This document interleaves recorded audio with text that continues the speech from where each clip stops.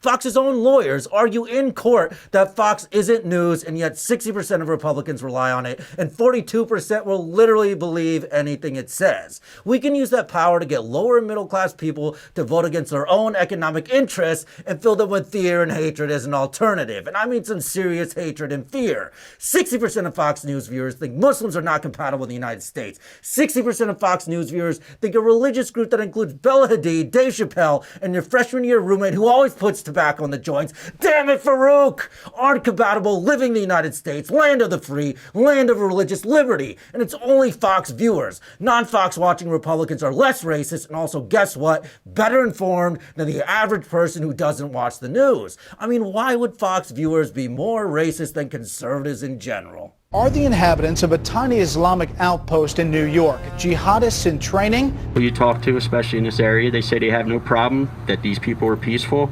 and we want to believe that. And then we see news reports come out, and we don't know how true they are, but we know there is some truth in it. We need to kill them. We need to kill them. You're in danger. I'm in danger. We're at war, and this is not going to stop. And make no mistake, as sure as I'm talking to you, there will be efforts to limit our First Amendment, our free speech, to comply with Sharia blasphemy laws. Hey, black people, stop having 72% of your babies out of wedlock, and your kids won't be massively incarcerated and arrested. Fist bump, a pound, a terrorist fist jab. And I put fresh strawberries in here, too. Oh, what a good idea. Do you make Kool-Aid? That's another... I'm going to try this. Do I do what? Make Kool-Aid. No, I don't make Kool-Aid. Slaves that worked there were well-fed and had decent lodgings. We keep marrying other species and other ethnics. Extraordinarily, they called it a hate crime. Well, it's because it was a white guy, apparently, and a black church. Santa just is white. Yeah. Jesus was a white man, too. Test every person from here who is of a Muslim background. You can't give me one specific. We're on 24 hours a day and have been on 24 hours a day since October of 1996. I was there that day.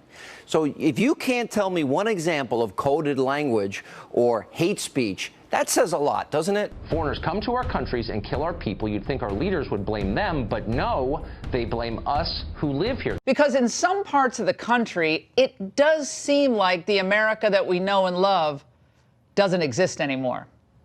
Massive demographic changes have been foisted upon the American people. Much of this is related to both illegal and, in some cases, legal immigration. They're not racist, they just cosplay as Catholics, to the point where Fox stars are promoting the worst of the genocidal white supremacist internet.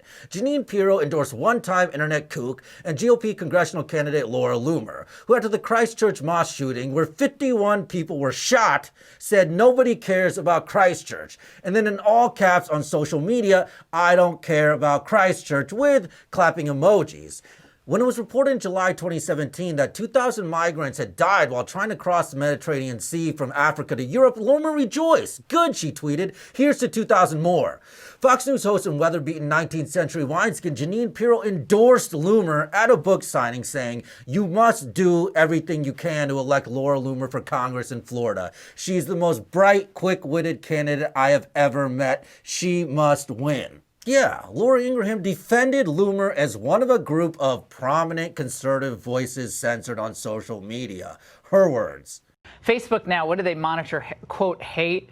That sounds good until you realize hate, and these are some of the people they've shunned. Included in that group was prominent white supremacist Paul Nealon, who said of Pittsburgh synagogue shooter Robert Bowers that he wouldn't be opposed to somebody leading a million Robert Bowers to the promised land. End quote.